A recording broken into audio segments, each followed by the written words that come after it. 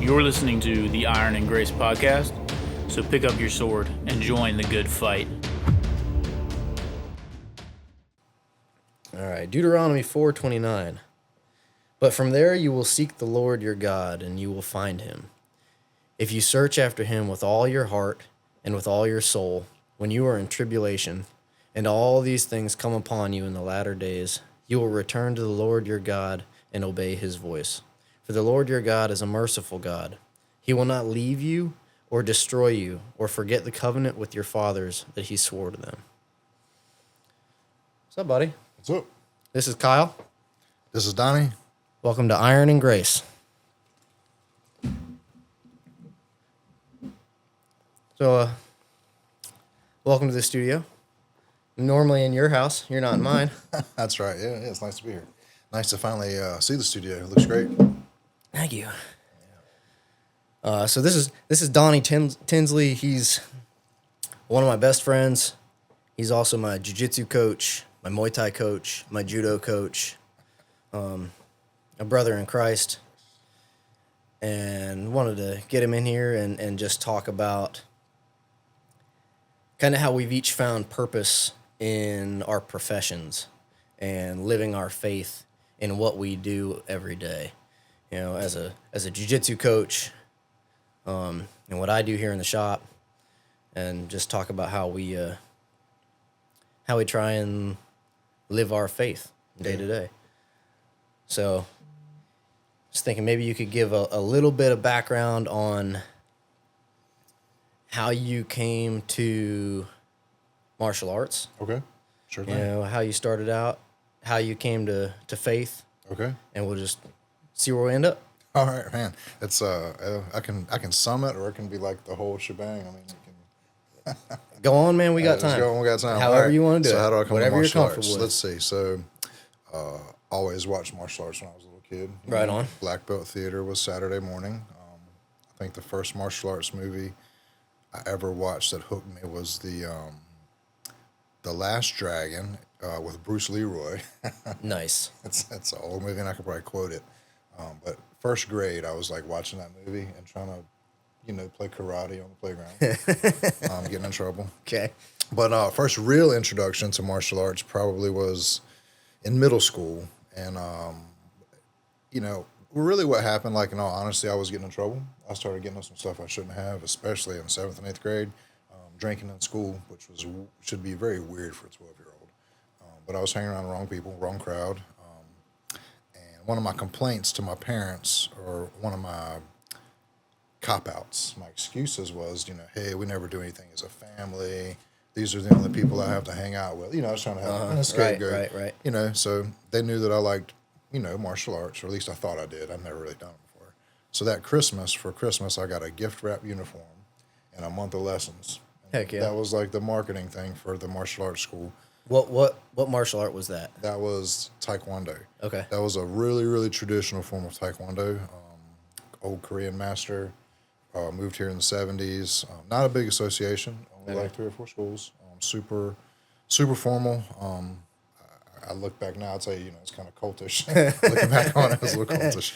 But that was my first intro, so started and I was around 7th grade, and that really put me around some people that were training in martial arts and Taekwondo, and kind of got me away from hanging out with people, because then it became the rule, how parents will find some, even the martial arts we do now, the jiu-jitsu, parents want to get a student hooked. Yeah, right. And then they want to use it as a tool that, hey, if you don't do your chores, you don't do your homework, we're not going to let you go into class. Yep. Which I don't think is great, because then we can't impact them if they're not there. Yeah, right. Right. But it did work for me, kept me out of trouble, and that was how I started martial arts. And I did that in 7th grade, and I stayed with that teacher until I was well into my 30s. Dang. Right on. Yep. Yeah. So when did you... All right. When did you find grappling? When did I find Because grappling? Taekwondo and grappling are, way different. A little different. So that story, let's see. In high school, high school, I knew grappling because there was high school wrestling team. Okay. Yep. So I knew there was wrestlers in school, and of course, I did not wrestle or grapple. I was, teenage Taekwondo black belt. Yeah. I thought he was like everything. Right? I thought I could whoop everybody. And I could not. And so my first grappling match was with Big Mike. Okay. Not ever grappling. Right. And that was kind of funny. That was at Fitness Warehouse downstairs. And there wasn't even a mat. It was like a tile floor. But that was after high school. But during high school, I went to a Taekwondo tournament with a guy. I can't remember his name. He was one of the instructors. Jim. Yeah, his name was Jim, and he took me to this tournament in Virginia. And on the way there, Jim was talking about UFC. Okay. I didn't know what UFC was, but What year was that? Oh, What year was this? This would have been like 97 or Okay. 98. Yeah, I think it was. Okay. Now see 96. No, that would have been because 96. It'd have been around 95, 96. Okay. Somewhere in there. Mid-late 90s. Yeah, somewhere in there. So he was talking about, I'm riding out with this black belt, and I was like a yellow belt or something. I thought he was cool, but he was talking about UFC this and UFC that, and I had no idea what it was. But I was trying to sound cool, so I was just playing along, like, yeah, that's cool, yeah. So I went home and looked it up, and asked people, got some VHS copies because you had to rent them back then. There wasn't internet. And that was my intro to that. So then it was like, okay, I have to learn some other stuff. Started kickboxing, Muay Thai, and I didn't grapple until after 2000. The year 2000 was the year I started grappling.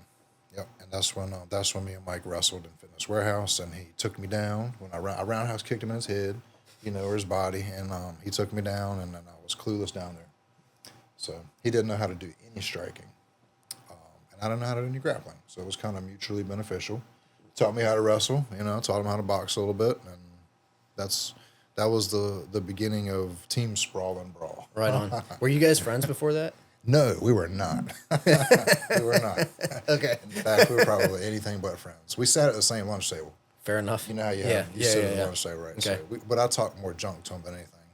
Because back then I was really cocky. And I would tell him stuff like, oh, if we spar, you'd punch and I'd be around the back of you, tapping you on your shoulder, like some corny stuff. That's so funny because the Donnie that I know today is so humble. So different. I don't so think different. I've ever heard you That's say. before I was saved. I man. know your capabilities because I've dealt with them Yeah. for the last 5 years, but I don't think I've ever heard you say anything like that to anyone. Yeah, we're different people before we come to know Christ. For sure. And, For sure. so yeah, he was the first person I ever wrestled with, and no belts, no jiu-jitsu, no no-gi. It was just kind of like, and at that point he knew he could take me down. He was like, he told me, he's like, I'm just gonna take you down. Yeah. And he was nice to me. He didn't like ground and pound. He just That's took me cool. down to show me he could. And I was like, okay, all right. So we started a little club. That was me, him, and this guy named Eddie P. We called him Eddie P. Eddie Patrick. He had a friend, Cheatham, his wife's brother, and maybe this other guy named Josh.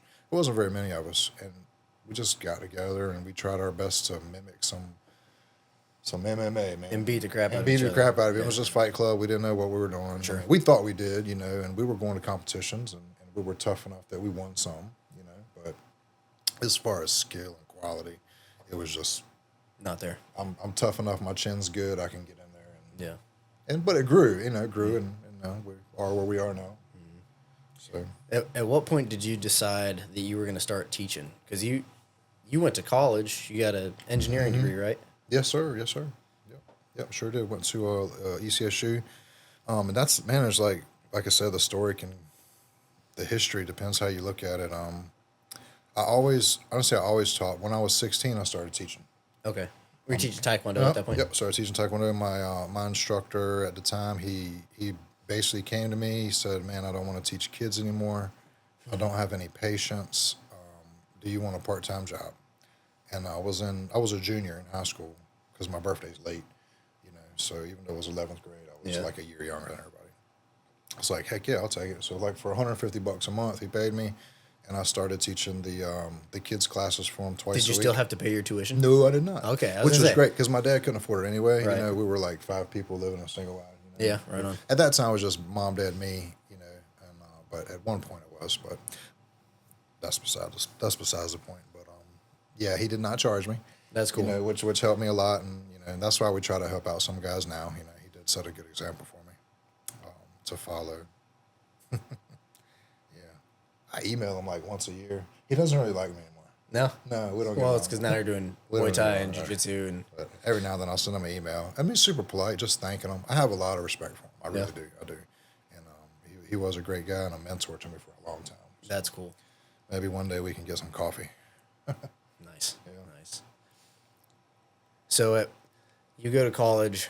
You're doing engineering. Did you go from college right to where did you work after you came out of college?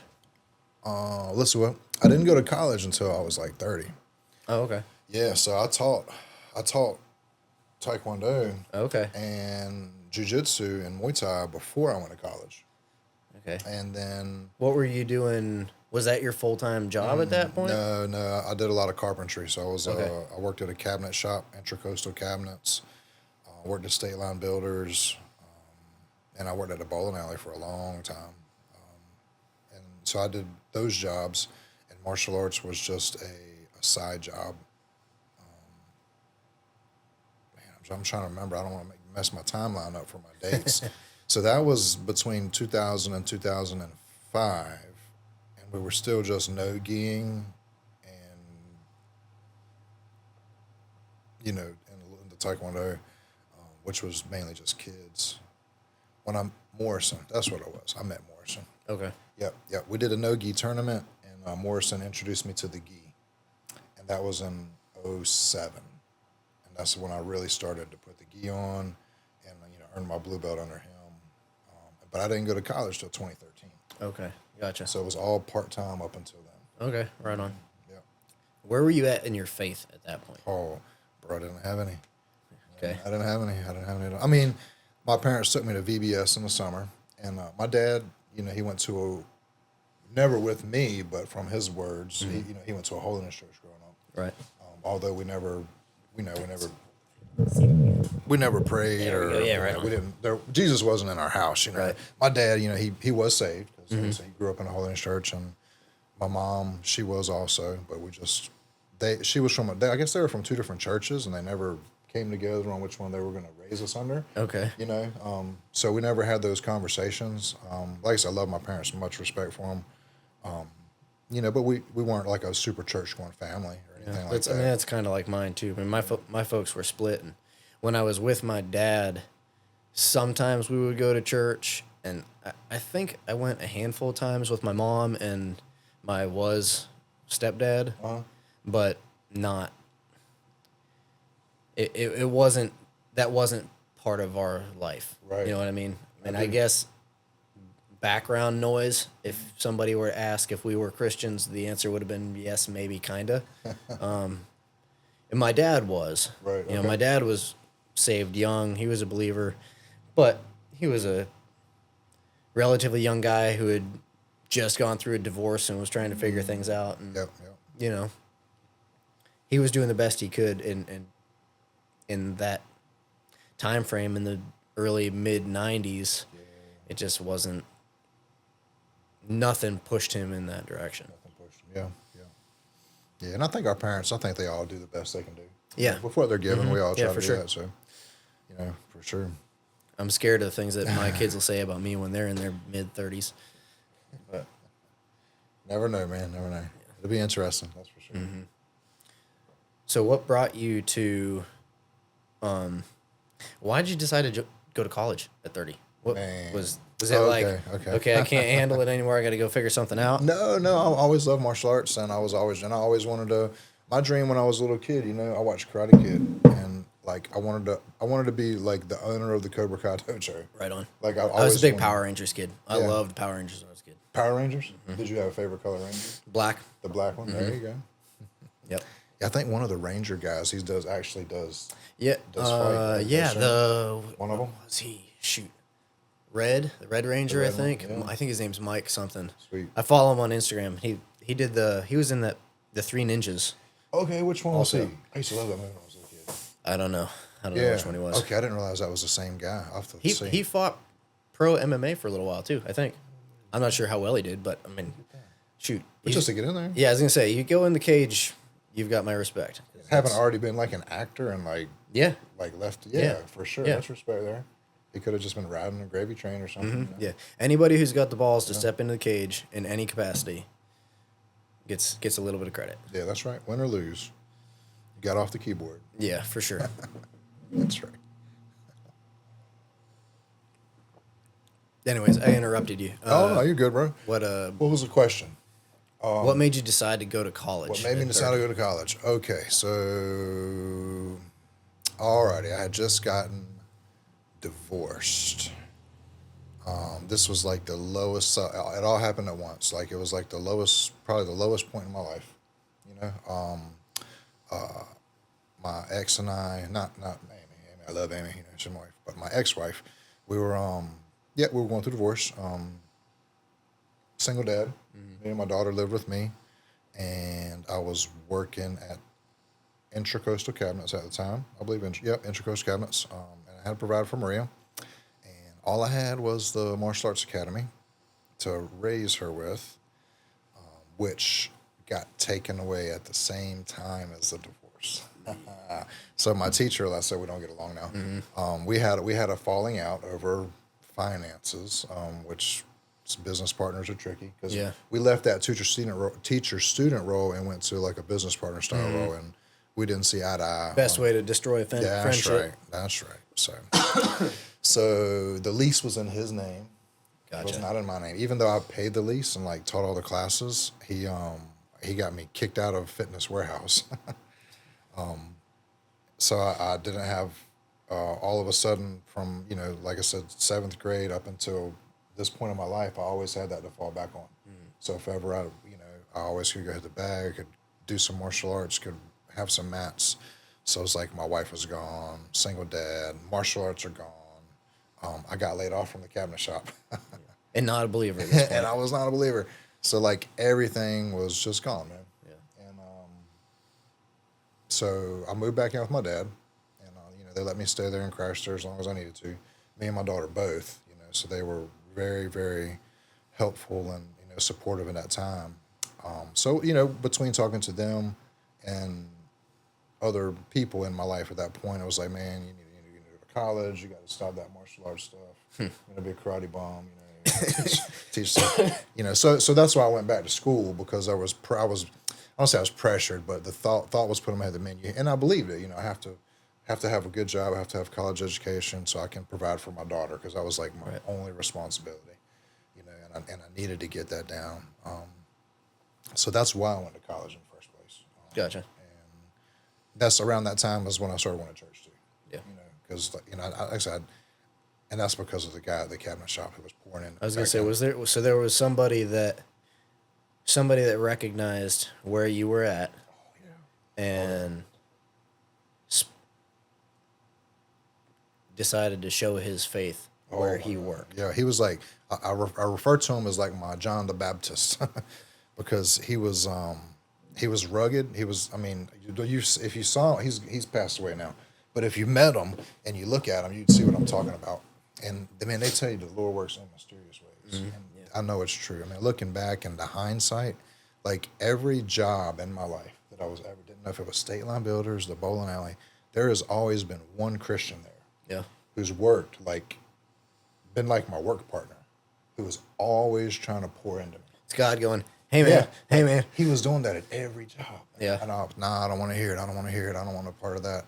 But when I got to Intracoastal Cabinets, this guy named Jimmy, they were really polite about it. Everybody was, and that's because I was a fighter guy. Yeah. So they were tiptoeing, you need to come to Jesus. You need to, man. But Jimmy was bigger than me, and he didn't know how to fight, but he was a big boy. Yeah. And he was not polite. I grew up doing construction, and now as a martial artist, and I'll throw myself in the fighter category. Right. Maybe deserving, maybe not. The construction, you could almost categorize the construction industry as a martial art in itself. Yeah, you could. Most of those guys can scrap. They can scrap. They're tough. They're tough guys for sure. Yeah. Well, you had that old MMA club. Was it Pipe Hitters Union or something? Yeah, right, like that? right on. Yeah, they got some good names. And if you're the construction worker, you go to work on people. Mm-hmm. So yeah. Some cool nicknames. Blue collar strong for sure. That's right. Yeah. Man, but Jimmy, he was like, he really got in my face. Yeah, nice. He was like, Donnie, what are you doing? You're you know, he didn't swear, you know, 'cause like I said, he was probably like one of the first, like really strong. I call him strong in his faith, but like not a sensitive Christian man. Yeah, like right. I mean, he was rugged. I mean, his hands were rough. He was, you know, some form was a of man. carpenter. Yeah. you know, but he really got in my face a lot, like every Yeah. day. Nice. You know, like talking trash to me. Like I'm like, man, you know, I can like choke you out. He just didn't care. I mean, and he wasn't polite. There was no politeness about it. I mean, he's like, you know, you're messing up today. You're screwing up. You know, what are you doing? You need to get right with God. Like every day. That's like all I heard. And I stood beside him, like as close as we are, sanding cabinets, and that's all. So for 8 hours, I had to listen to him talk trash to me. Not being a Christian. And he got me one day because we had to go deliver cabinets. Sometimes we drive to Virginia. So on the way there, he turns on 88.3 was the Calvary Chapel station. It's like, all right, we're listening to this. And then I wanted to change it and turn it off. But he made me feel so bad, like guilt tripped me for turning off the sermon, you know? And then I'm serious, like he really got to me. Like, and I felt bad because, I turned it off. He's talking about God, I turned it off. So then, like, I started listening to 88.3. Sorry, my eyes going to water, man. But I started listening to 88.3 every day, on the way to work, on the way home. And it got to the point where, like, he had convinced me. He didn't convince me, but I almost got it's like, it's a sin if I turn off this sermon. Like, so it's like, you know, they say if you fill yourself up with Christ, it, like, so much of the Holy Spirit, so much, like, you don't even think about sinning. Right. You put more of him in. And that's what was happening, like, looking back, like, nonstop. And I didn't know what I was listening to. You know? But it's getting in there, you know. And then, you know, shortly after that, you know, met Amy. Yeah. You know, and she was already saved. She grew up in church all her life, you know, and she could kind of see where I was in my walk, that I was curious and I had questions, and, you know, almost out of college at this point, you know, working part-time the shop and doing the college thing. And then, and that's about when I got baptized. Starting to see a little bit of fruit, a little bit of evidence in your life. Yep. And I believe God put Jimmy in my life for that reason. I really think everything that happened back then was so that I could get saved. Yeah, without a doubt. He had to even if you'd have just met Amy before you met Jimmy, I wouldn't have been the same person. Yeah, I mean Amy. I mean, I know Amy. She might not. Amy's have took fantastic. So she'd have been like, peace. I'm out. Yeah. We joke about that. I was like, man, if I'd have met you, you know, we say, oh, I want to meet you when I was younger, but no, you didn't. You didn't want to meet me when I was younger. I wasn't ready for you. You weren't ready for me. But and I wish he was still around, because man, he would so love to have been a part of all of this. Man, he was such a good guy. Well, from all evidence, I'd say he knows. Yeah, that's and right. At some point, you're gonna get together and he's gonna be like, "Don't you wish you'd listened to me sooner, dummy?" Yeah. He probably doesn't. He doesn't even realize the impact he had on me, because he does away. now. Though now he does, because he's up there. But the crazy part is, when I tell you, like, God has always had somebody there. All right, so check this out. That was around maybe 2013 or 14. Somewhere in there. All right. So in high school, when I worked at Subway. When I was in Subway working one day, and we didn't realize this until we met each other later on. You remember WWF back then? Stone Cold Steve Austin. Oh man, I was crazy about stuff back then. And he came out with those shirts. Was Stone Cold 316. Yep. Remember that? Yep. And he was, and I didn't think nothing of it. And Jimmy came into Subway, and he's a big guy. I didn't know him. I'd never seen him before in my life. He had on a black shirt with big white letters that said 316. It didn't say Stone Cold. It just said it was like the real version of it. Yeah, right. So he came in, and I'm making a sandwich, and I saw his shirt, and I was like, "Oh, you're a Stone Cold fan, Stone Cold 316." And he started shaking his head at me. He was like rolling his eyes. He was like, "No, John 316." And I was like, kid. "What? John 316? What's that?" All right, okay. And he got a sandwich and left. 10 years later, that's awesome. That's the guy who led me to Christ, man. It's crazy. So could I have been led? I'm glad John the Baptist was a Stone Cold fan. That way he came up with that. Yeah, that was cool.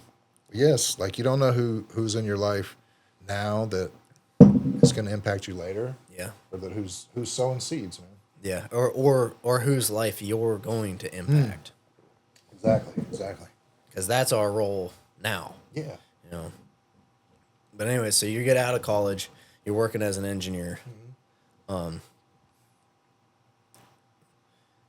What how did you come from, because engineering is, I mean, that's a good job. That's a that's a legit career. It is, yeah. And it's fun. How'd you go from that to, okay, I'm going to teach martial arts full time? Full time. All right. So Because now you're a believer. now I'm a believer. You've yes. got Amy Yes. it's some in your life in some capacity. Yep. Were you guys married yet at that point? We were not. Okay. We were not married yet. We got married. I'll tell you that story if you want. You probably already know that. I don't think I It's do. so many cool No, I stories, don't think I man. know that one. You get to talk outside the mat. You get to hear like all of it. Yeah, okay. But so what was the question? I'm sorry. Going from engineering to teaching full time. Oh, okay. Yes. So yeah, my engineering job was at Universal Forest Products. They hired me right after college to be their, what they called, the job title was industrial specialists. And what that meant, did AutoCAD work, made some blueprints, some schematics, did a lot of costing for big projects. They made a lot of pallets. That was like one of their big things because it was good products. But some of the pallets, they carried like really cool things like turbine engines for Dayher Aerospace. Oh, you know right what I on. mean? So, Cool. so there'd be like a turbine. Okay, we got to fit it in this pallet. It's got to go to the desert. How can we get it there? It's got to make it there in one piece. Yeah, exactly. Yeah. So some of it's fabrication, a lot of it's using the technology. So that was the job, and it was really cool. I like technology. I love CNC work. It's cool. Okay. The job itself and the people were not martial arts people. You know that. You work for yourself, you own your business, so you know very well. Yep. So it became, and I don't like to talk about that place. It was a good place to work, and a lot of the people were really, really nice people.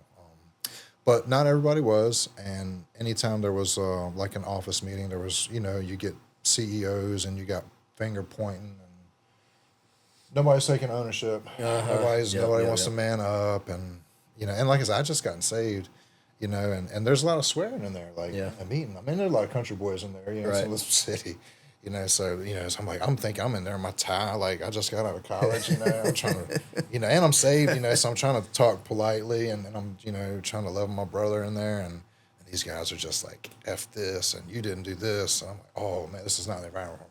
So it was getting me really stressed out. Some anxiety. I never actually had a panic attack, but man, I like on the way to work, like my chest would get tight. I would throw up a little bit. I mean, it was not the environment I wanted to Not be good. in. Yeah. Nope. So I was still teaching twice a week at that point. We still had our own facility. It was a standalone school, but it was only open maybe Tuesday and Thursday. Okay. And we had like 1 hour of jiu-jitsu, 1 hour of MMA, 1 hour of taekwondo, just real short program, just to be open. Yeah. So I talked to Amy on Mother's Day Nice. after dance recital. Nice. After I think that's when it was, and, Nice. and I remember having a conversation Her with her. most stressful day of the year. Yeah, I think I waited till the day after, if I remember right. But she's such a good woman, man. She I told her, she knew what I was going through. Yeah. And I had been to the doctor, and they gave me some one of those pills, which didn't really do anything. But she said, whatever I chose, I was like, what do you think if I quit working and teach full time? Yeah. And she was like, God's gonna provide for us, so it'll work out.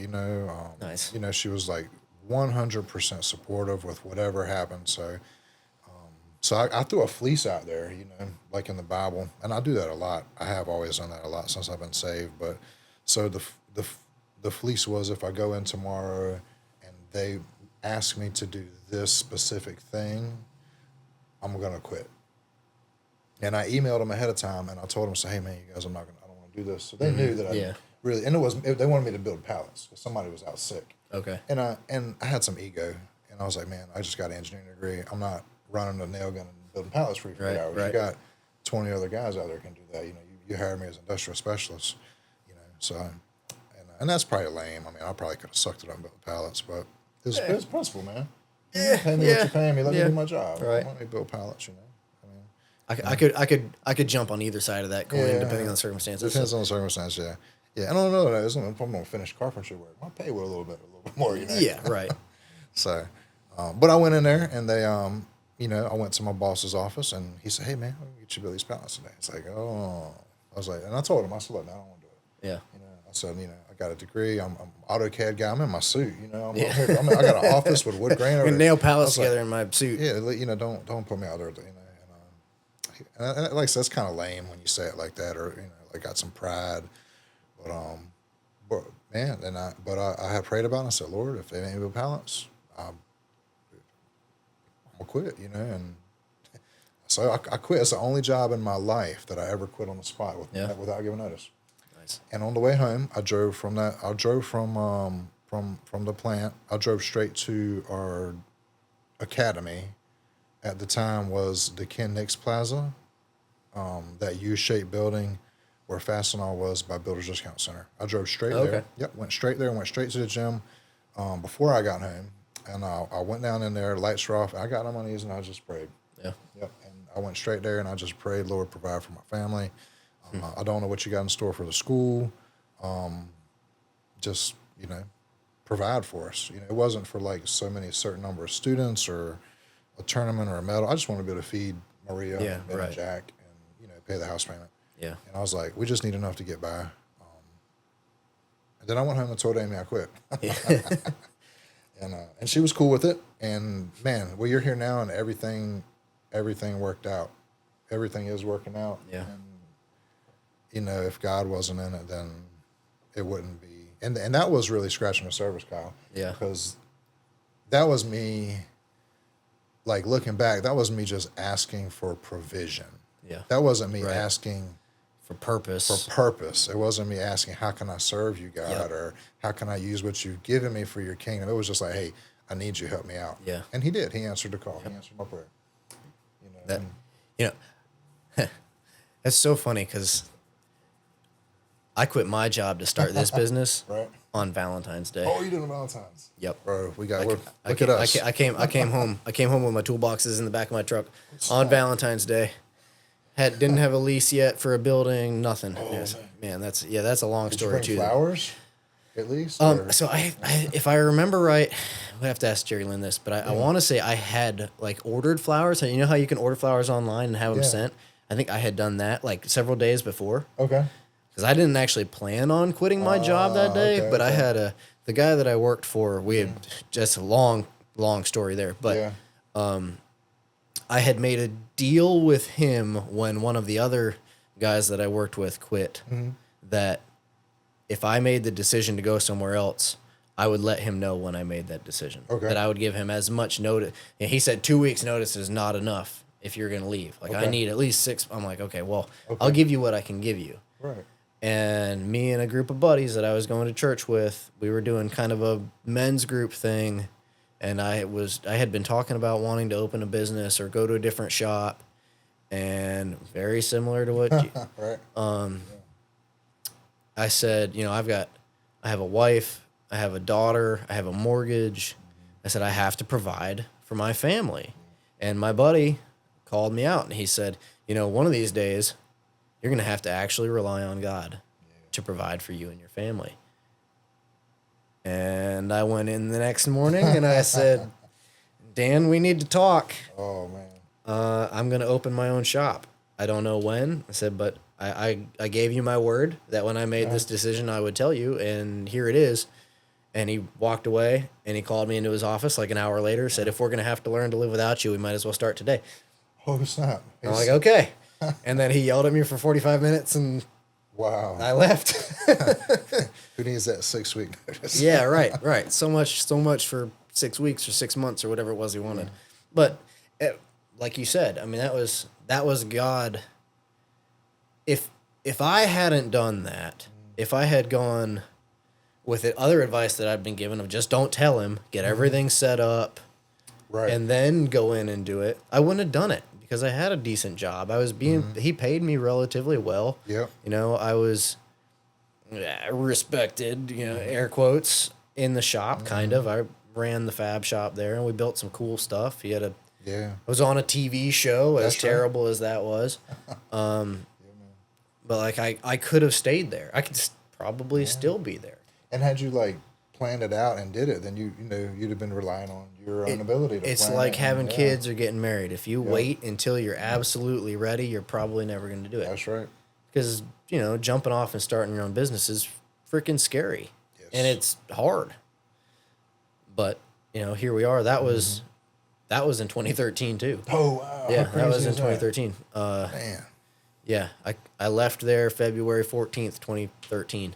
look at that. So, Wow. yeah, and, it's been 12 years, and Man, you talk about God has always provided. a provision and a design, and man, Yeah. that's, Yeah. we don't see the big picture, bro. No. All right, so let's fast forward to about 5 years ago. All right. So that was 5 years ago, would have been 2020. Yep. And so we just came through COVID. I had just had my fourth daughter in February. There's more coffee there if you want it. Yes, please. Knock yourself out. And I was listening to a podcast or watching a YouTube video talking about preparedness and being the provider, protector of your family, all blah, blah, blah, blah, all that kind of stuff. Uh-huh. And I'm like, I grew up doing construction, work in the automotive industry. Like, I've always thought of myself as a relatively tough guy, which, I mean, you know what I looked like when I started. I was not. I was, 135 pounds. And Solid now, man. but I kind of looked at myself and decided I am woefully underprepared in the area of like physical fitness, and especially in the area of like fighting and self-defense and protecting my family. Carried a gun, and all the EDC stuff, and had been in some scraps as a kid, and I've thought I could fight like every 20 to 30-year-old man does. Yeah. And I'm like, all right, I'm going to try this martial arts thing. So I get on my phone, and I knew nothing about jiu-jitsu, nothing at all about jiu-jitsu. The 5 minutes of YouTube, if that. I'm like, martial arts in my area, and Tinsley Family Martial Arts was what popped up. I'm like, okay, cool. And I told Jerry Lynn, I'm like, I'm going to call him, and I'm going to do a trial class. She's like, no, you're not. You're going to do one class, and you're going to sign up. She knows you Because she knows me. And I'm like, well, Yeah, we'll see. I'll look try at it. that. She's like, she kind of rolled her eyes. She's like, yeah, okay, I know you. That's so funny. And sure enough, I called, and I came out to one class, and I got absolutely smashed by some 15-year-old kid that was even smaller than me. Who was it? Do you remember? Lucas. Little Lucas. Oh, wow. He hadn't been training that much longer than me. A couple was- months, maybe. That was so long ago. Looking Yeah. back now. Wow. Yeah. And, man, I fell in love. And next thing you know, my kids are training, and I'm training 3 days a week, then 4 days a week, and now, too much. But at one point, you had mentioned, or somebody had mentioned, that we had open mat at the gym in Elizabeth City. For everybody listening, Donnie's got 2 gyms. We got one gym in Hertford, one gym in Elizabeth City. Hertford we do Tuesdays and Thursdays. Elizabeth City we do Mondays and Wednesdays and Saturdays. That's right. So Saturday is an open mat. And I'm like, well, I'm going to go check this open mat out. And I showed up, and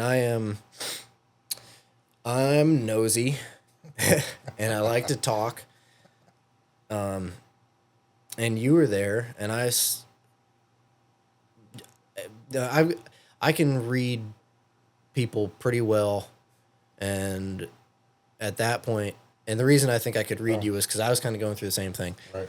Is I could tell that you were stressed, that something was bothering you, and I didn't know you.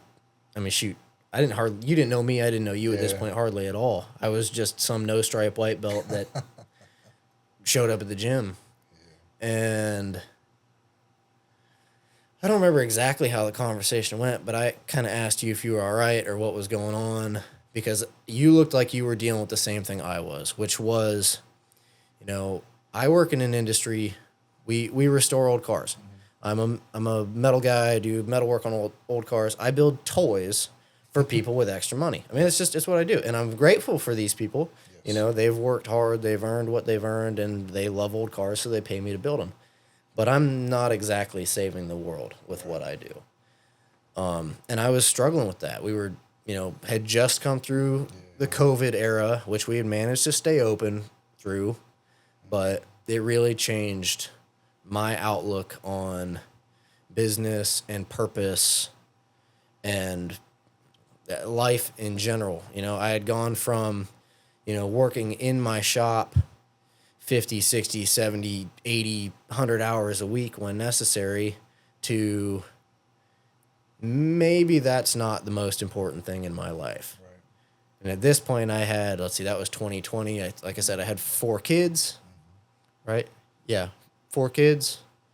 A wife that had been dealing with me working way, way, way too much. Again, at a profession that I wasn't saving lives. I was just building toys. And now I can see that same thing in your eyes. Yeah. So we kind of had that conversation. And at that point, I was starting to realize what the gym was doing for me. Maybe I'd been there a few months at that point. But it was really helping me. It was turning into a community. I was getting friends. I was having conversations with people that otherwise I had never had before. And since then, I think we've helped each other in that area a little bit, but 100%. you've turned that gym, there's how many thousands of jiu-jitsu gyms in the United States at this point, but you've turned this gym into a place where we come and we're able to fellowship with each other. We're able to be that crusty old man to some of these young boys that are lacking direction. Yeah. So, were you feeling the same thing? Were you feeling the same thing at that point? And how did you go from that, what's my purpose? I just teach people how to choke each other to understanding what you provide in that place is so much more. We teach people how to protect themselves and defend themselves and how to do violence pretty well. We do. But honestly, at this point, that's kind of like the small part of what you do. It is. For me and my family, anyways. And I'm so glad. And it takes families like yours and a handful of others to point that out to me, to really make the transition is made. Because it wasn't just me. That your family is probably one of the biggest impacts that's been on our gym, just as much as we've been on you guys, and a lot of other guys too. Not to say it's just you guys, a whole bunch of people collectively that has allowed it to go there and make the change that it's had. But a lot of, I don't want to say a lot, I think a lot of instructors like myself, well, I probably shouldn't say a lot because I don't know a lot. My opinion, how about that? My opinion is that a lot of instructors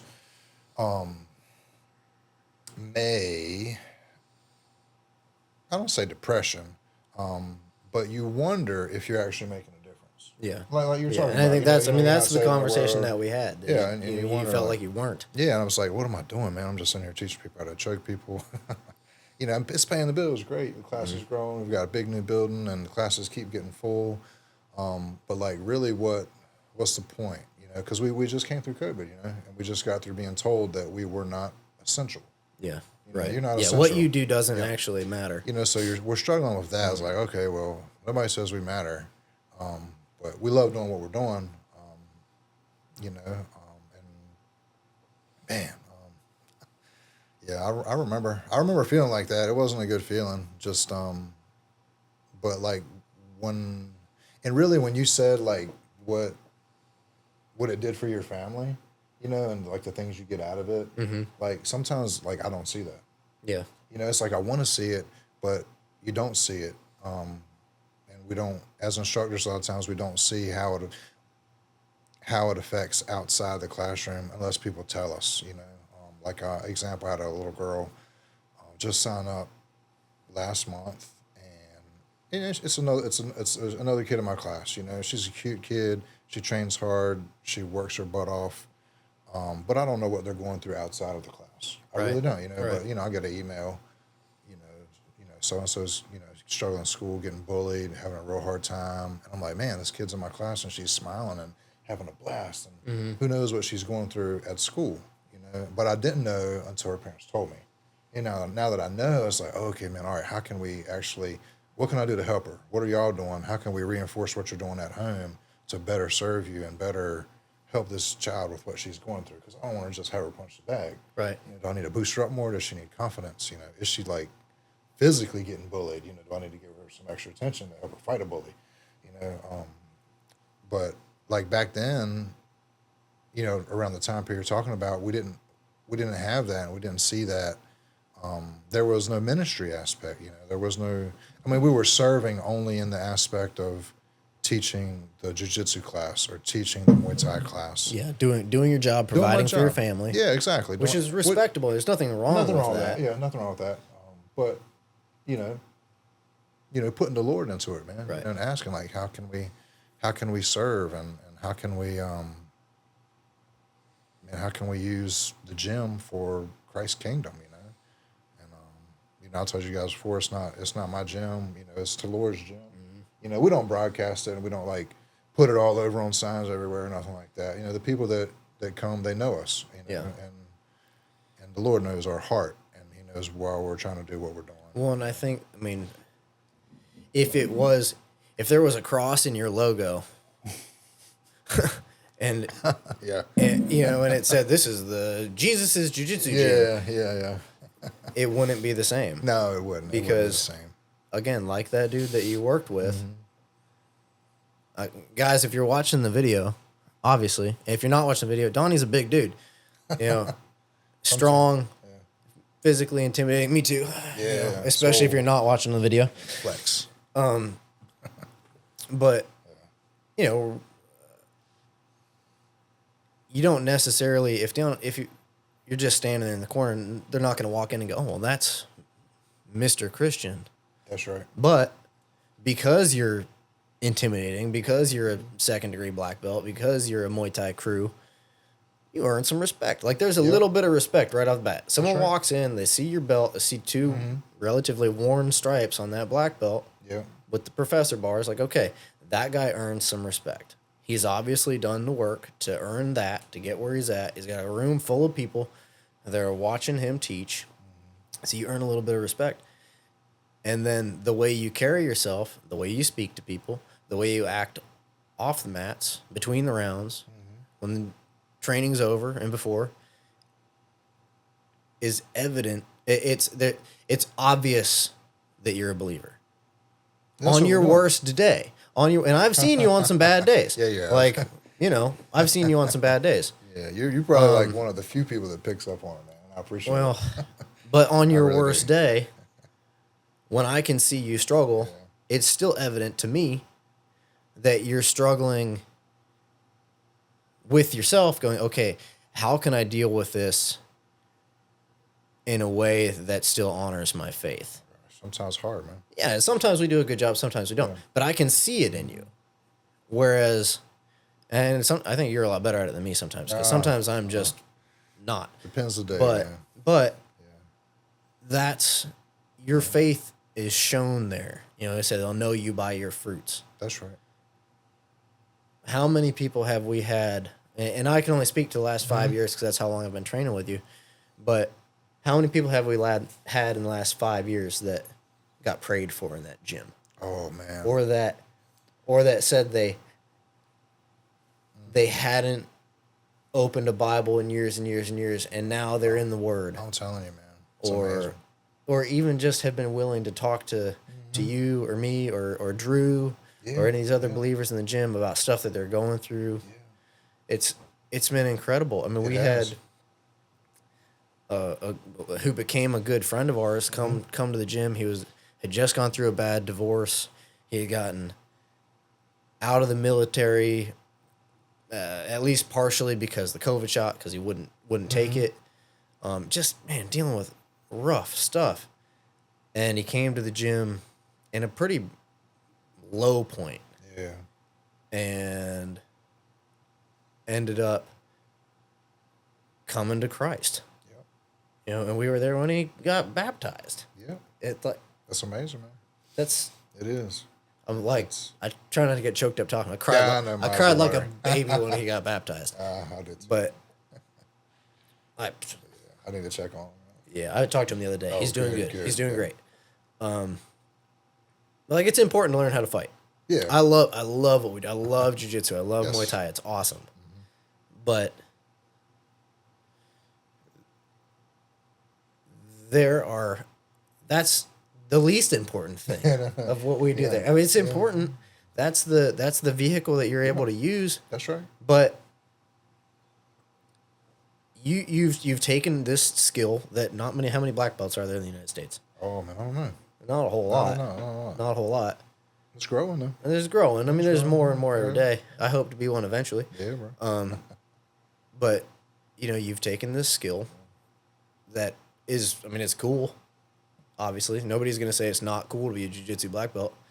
And you've used that to point to Christ, and the way you live is proof of that, which is awesome. I think it's awesome. Yeah. And again, like we've seen the evidence when our friend JJ got sick. I think that was a big turning point for her there. Really, that because I don't remember the first time we prayed after open mat, or the first time we had like a group prayer after class, but one of the first times I remember was when JJ told us that his diagnosis. Yeah. And I remember, I think it was you asked, could we pray for him at the end of the training that day? I don't even think he trained. I think he was just watching. Yeah. And then the whole class, I don't know how many people were in there, but it was packed. Yeah. And people that weren't even Christians that I know, like we've put hands on him. And I'm like, oh, snap, I'm getting goosebumps now. Yep. Like this guy's in here, like, I don't have to say their names, but people are in there praying and they're laying hands on JJ. And I was like, wow. I mean, that was like eye opening. I was like, is this what we're here for? Yeah. And it is. And like ever since then, it's like, okay, what are other opportunities? Who can we pray for? Yeah. So JJ, our friend JJ, he's one of the guys that was at the gym when I started training who used to just tear me up, man. He was He's a long black curly hair, metalhead, good dude. Got diagnosed with cancer, and actually the last Naga tournament that he and I did together that he won. And I think in no-gi and gi division he got gold. Yep. It was like 2 weeks later he was diagnosed with stage 4 cancer. So he had that lump in that spot on his leg. So he had cancer during those matches. Yeah, he had looked like a big bruise on his inner thigh. And the doctor's like, oh, I don't know what it is. And then they finally figured it out. And he went through a pretty quick, pretty rough fight with cancer. He did. Which, through that, he got closer to Christ. He did, man. Oh, because he wasn't, he had said he really wasn't there before. He probably, like a lot of us early on, would have said, again, in air quotes, that he was a Christian, but wasn't living it. Yep. Wasn't in the Word, didn't have a relationship with Jesus. And, through that fight, he got closer to Jesus, and the rest of us did too. Yes, yeah, we did. His faith, helped me to grow watching him. He called me after one of his doctor's appointments when they realized that it was worse than they had initially thought. Yeah. And he was okay. He wasn't upset. He wasn't, I'm sure he was scared, but he didn't sound like it. Yeah. And he just said, I'm going to fight this. He's like, he's a fighter. I'm a fighter. That's what I'm going to do. And I told him, I said, man, we will pray for you and we will pray with you and we will be with you as much as we can. I said, and come what may, if you're better in 6 months or you're not here in 6 months, know where you're going. Yeah. And he did. He figured it out. He did. And he being a metalhead, music was such a huge part of his life. Yeah, it was. And his favorite song through all that was For King and Country's Fight On Fighter. Yep. And I still listen to that song from time to time. Every time I hear it, I think about him. But that helped him going through that, strengthen his faith. Yep. It strengthened all of our faiths. Yeah. It gave us opportunities to pray for him in the gym and with other people from the gym. That made, our relationship stronger. Yeah. Ours with Scott stronger. Yeah, Scott too. Yeah, for sure. And I think there are other people in our lives and in the gym now that are closer to Christ because of what he went through. I think so too. You know, I really do. Yeah. I just remember him saying like his like verse was by his stripes I'm healed. Like he would just when I was at his house, like he would just sit there. He wasn't saying much, you know, because it's close to the end. But I could just remember him just repeating that, almost like chanting it, you know. Every time I read that verse, I think about him, you know, and I hear that song. Yeah, that was like his and Bonnie's jam. Yeah. That was. Yeah. I don't know if I don't think y'all can see it on the camera, but right next to this is his gi hanging on the wall here.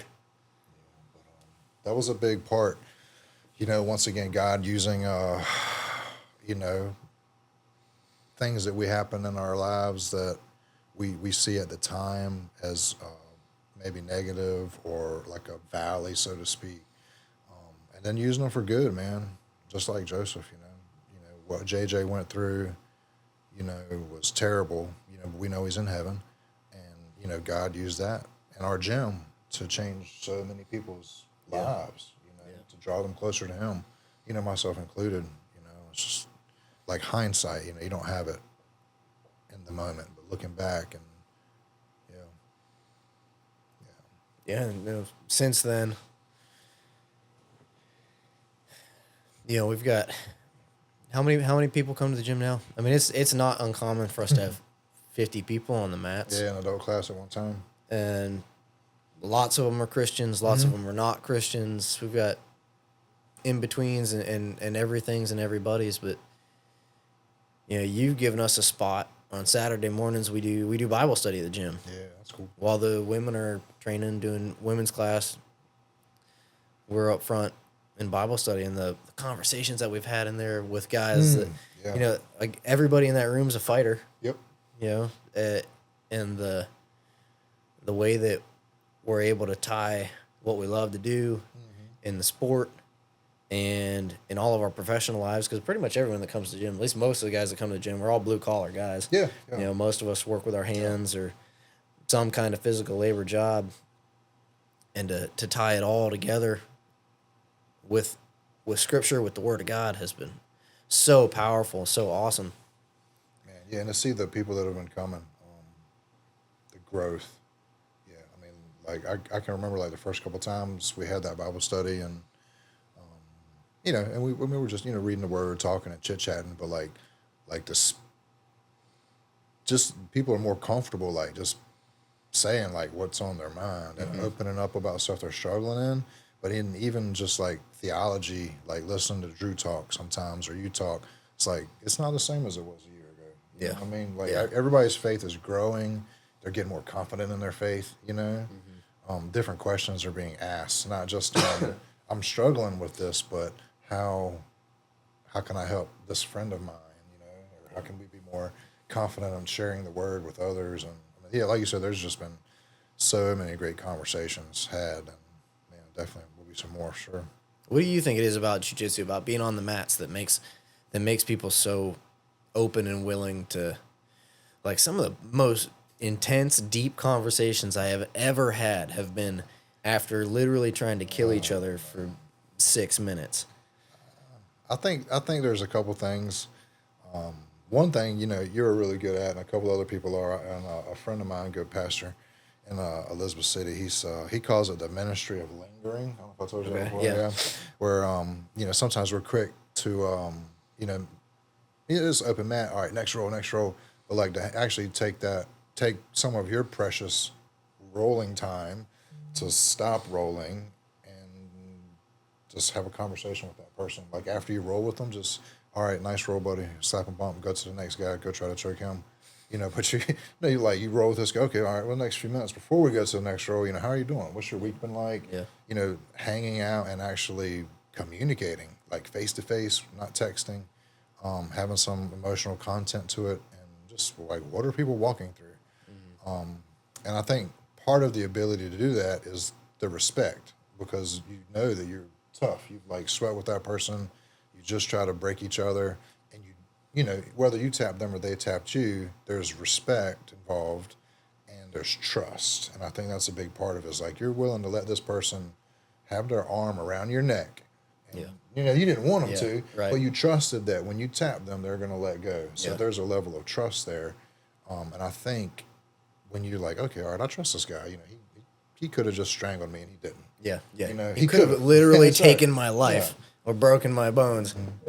So I think with that respect and that trust, then I think they'll open up to you more. When you take the time, like say you just smash somebody, new guy, maybe 2 or 3 stripe white belt or something, and you just smash them. You tapped them out like 3 times on the round or something, and then after that round, you're like, thanks for the practice roll.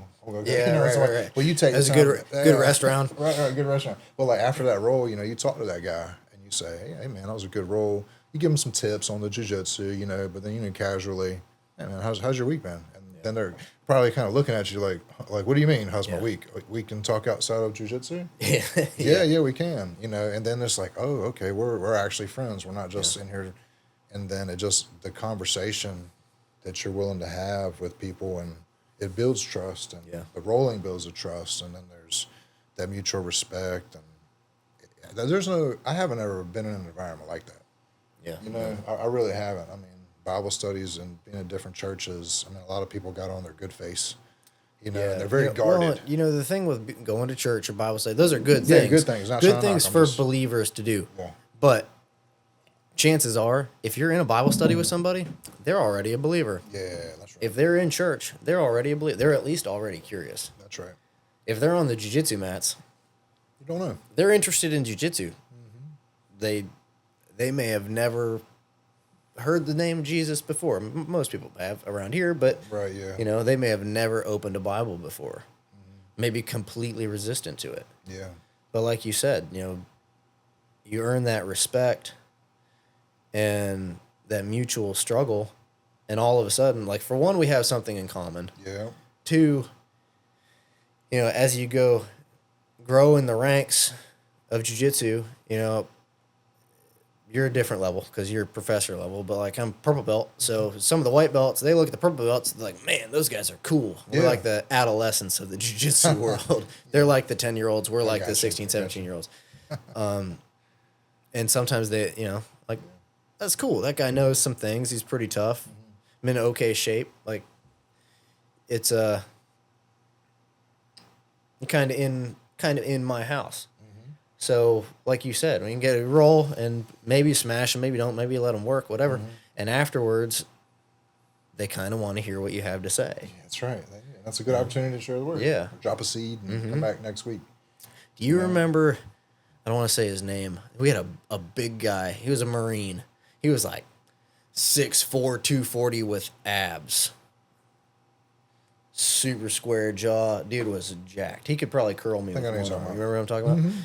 So he came in, it was his first, and he had wrestled in, I think he wrestled in the Marines, or was in college, it was something. He was a monster, humongous dude. And his first night, he came in, he rolled with one of our ladies, and he wasn't trying to be mean or rough, he was a giant who wrestled. Yeah, I remember. Yeah, okay. And her husband mentioned me, he was like, hey, keep an eye on this guy. He was just really rough on her. He's going to hurt somebody. I'm like, okay. And my ego was like, well, I'm going to deal with this. Matt and Force. So, yeah, right. Me at like 150 pounds at that point. So I grabbed him and I'm like, hey, man, let's roll. And I slapped and bumped and rolled. And we had gis on. So I tied him up and choked him out and did, I earned that grain of respect. And afterwards, I kind of sat him down. I was like, hey, man, you're huge. You're strong. You have the ability to hurt somebody here. And this dude broke down crying. And I was like, hold up. And obviously not because of that. He just, he was going through it in every way. And this big dude who any other environment, anywhere else, that dude's got his tough guy face on. And he would not look at a guy like me twice. But in that moment, he broke down. And I had the opportunity to pray for that guy right there in the middle of the mats. And it was, I can't say it changed that guy's life because he's not around at the gym anymore. I don't know if he got stationed somewhere else or what. But that was cool because I asked him, I'm like, hey, man, would be okay if I pray for you? And he shook his head yes, and he let me put hands on him and pray for him, and I would have never had that opportunity otherwise. There's no way. If I saw that dude pumping gas Right. with his tough guy face on, like, I'm not really intimidated by many people, but I probably would have left that dude alone. That brings a good point too. Like you didn't really know that guy well, and he was willing to let you pray for him. Yeah. You know, so I mean, like when we're ministering to people or we're, trying to spread the word, like even if people aren't receptive to hearing the gospel, I mean, they may be willing to, even if it's not like right then, just, hey, man, can I pray for you? If not now, then, if they don't want to do it right then. But I think a lot of people are receptive to that. Yeah, I agree. They like, whether they believe or not, just the idea of somebody's praying for me. Yeah. Yeah, I think it's maybe a little bit of this guy's in my corner. That's at least for the moment. Yep. This guy cares enough. And he knew, I mean, I didn't have to. Could have, like you just said, slap bump, good job, buddy. Yep. On to the next guy to smash or get smashed. Right. But to take that minute and be like, hey, man. I mean, and my intention wasn't necessarily to get this guy's story. My intention was to correct the behavior. make sure that the women in our gym didn't get hurt. Like, I'm a husband and a father, and that's my job. That's what I'm going to do. I'm going to protect our ladies. Yeah. And it ended up. But that's where it ended up. That's where. But it's just, it's an environment that allows that stuff. It's amazing. Yeah. It is. It really is. Yeah, man. Yeah, it's I try and think daily on how to apply that the same way here at the shop. Okay. Because it's hard sometimes. I mean, a lot of the people that I am doing work for, I mean, when I opened the shop, I was just a kid. I mean, I was 24 years old, and I mean, I was not in a position to give any advice or anything. Not that I am now, but years give credibility, especially years in business. But most of the guys that I'm doing work for, they're older. They're in their 50s, 60s, 70s. Most of them are, well, all of them are successful. Otherwise, they wouldn't be paying me to build them cars. Right. And I do have some customers that are believers. But it's not the majority. Yeah. And I don't know, the ones that are, I don't know exactly where they are in their faith.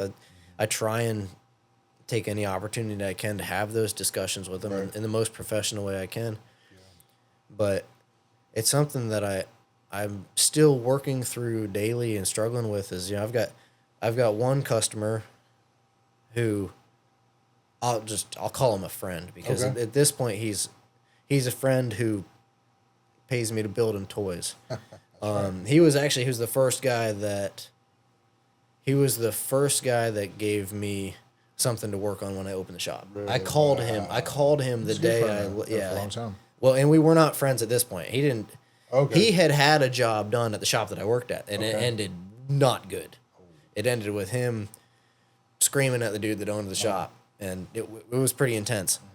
But I called him the day I left that shop and said, hey, this is what I'm doing. I'm opening my own business. I know things didn't end well there, but I'd love the opportunity to earn some of your business again. Yeah. And I haven't asked him this directly, but I'm pretty sure, because he said, his answer was, well, I just bought this 48 Ford pickup that needs some customization. And I'm pretty sure that he actually decided to buy that truck while on the phone with me to give me something to do. Wow. He hasn't told me that. I haven't confirmed that with him, but knowing him, I think that's probably what he did. So he's got a kind heart then. He was looking He's got a kind heart. He's a tough man. Mm-hmm. He grew up, built his own business. He has struggled in a worldly way. Yeah. He has struggled and succeeded and overcome the obstacles that you deal with in business and in life. He's got four grown children. Okay. His wife she's a badass too. I believe they're both the only one they've ever been married to. They got married and have managed to stay together. But as far as I know, he's not a believer. And he's, in the last 12 years that I've been doing business with him, he's dealt with health problems. He's dealt with business problems, family stuff. He's been through quite a bit. And of course, and that's nothing compared to what he's been through his life up to this point. Right. Okay. And, I genuinely love this man. He's been so good to me. It's even times when I didn't necessarily deserve it. But I can still see in his life emptiness. There's, he's been successful in business, very successful in business, but not fulfilled from what I can see. And maybe if you asked him, he would say differently. But the evidence that I see is there's not fulfillment there. There's always something to complain about. There's always something going wrong. Business is a pain. There's problems here. He's very, very blessed in a lot of ways. But again, a lot of his blessings feel very empty. And that breaks my heart. And I've tried to talk to him about it, but it's difficult because, it's a man in his 70s. He's done all the things that I've done and then some, in business. And, he's raised multiple kids. He's had a successful marriage. Right. So from a worldly perspective, this man has done it. Yeah. So from a worldly perspective. Yeah.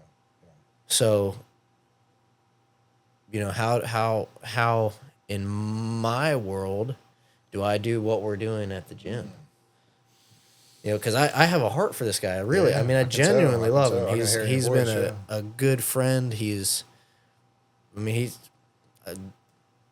That beautiful car that you were looking at earlier, that's his. Oh, that's his? That's his. Oh, that was a beautiful car. And he has suffered dealing with me taking forever to build his car, and he likes to bust my balls, but overall he's gracious about it.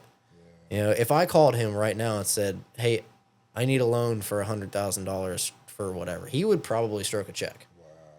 I'd pay it back with interest, for sure. But, he would do it. Dang. But, I love this man, so how do I... Man, I wish, I think we talked the other day about replicating. Yeah. I wish there was some magic formula that we could reproduce. And I'm open about talking about my faith to him. He knows I'm a believer. He knows about you. He knows about Jim.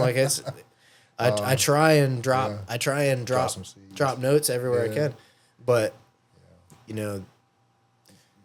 he's coming closer to the end of this world, and he's come real close relatively recently. He's had some stays in the hospital, and I'm like, hey man, it could be tomorrow or it could be in 20 years, but where are you going? Where are you going? And are you confident in that? Yeah. Man, I know there's no timeline on our prayers, So when you're praying for them, we want them to be saved right now because we don't know if it's tomorrow. But prayers don't have an expiration date. Yeah.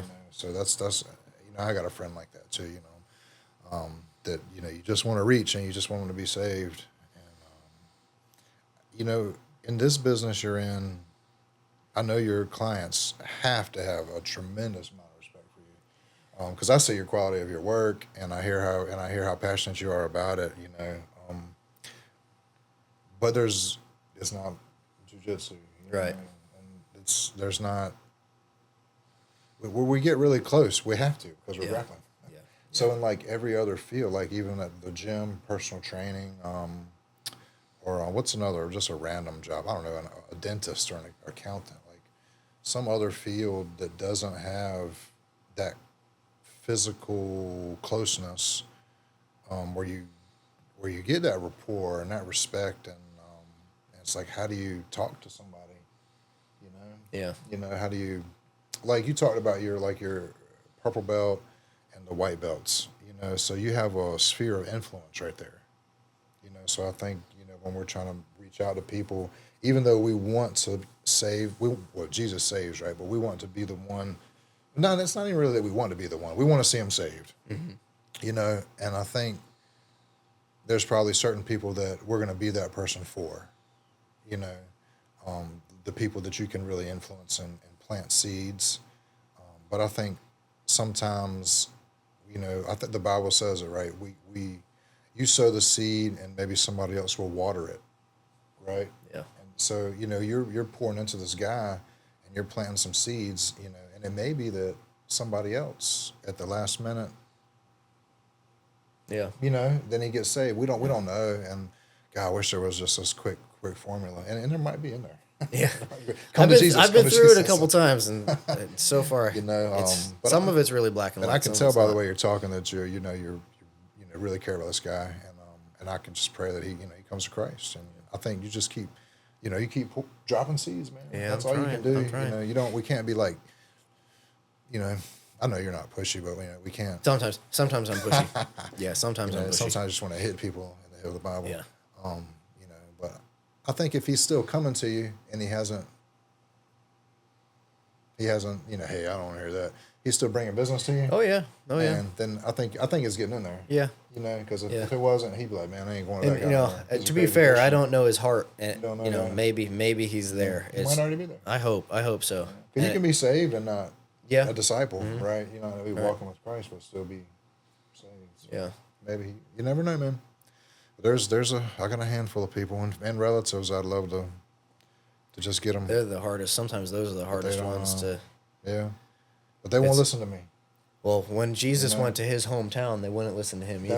That's right. It's So, hard. It's hard, and when everybody knows all of the details of your That's past and right. your life, and it's Exactly. so easy for them to go, well, you say that, but you this. That's right. Who are you to judge me? Who are you right. to tell me? So, But it's like me. Like I told all the people I didn't want to listen to any of them guys. Right. It just took the one right person at the right time, which is God's time. You know, for everything to fall into place. So, we don't. If we're that person for somebody, or if it's somebody else, man, as long as they get there. yeah. Yeah.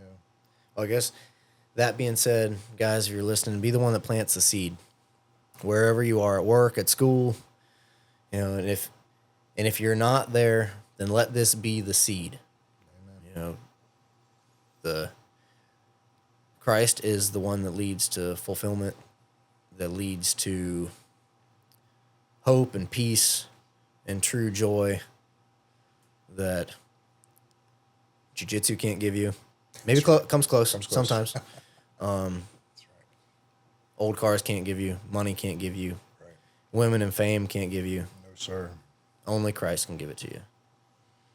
So, on that note, we've been going for about an hour and a half. Oh, wow. You got anything else you want No, man. to say before we? Thankful to be here. Thankful to be a part of this, man. I think you guys are doing a great thing, and I just hope it gets into some ears that can, transform too, and, man. and just keeps pouring into anybody that's willing to listen. And I hope y'all keep it up. And yeah, I'm excited about what God's doing in your life and in Drew's life, and I'm excited to see where this ministry leads. Heck yeah. Well, thanks a bunch for coming on. Guys, this has been Donnie Tinsley and Kyle Yoakum, Iron and Grace. Have a good one.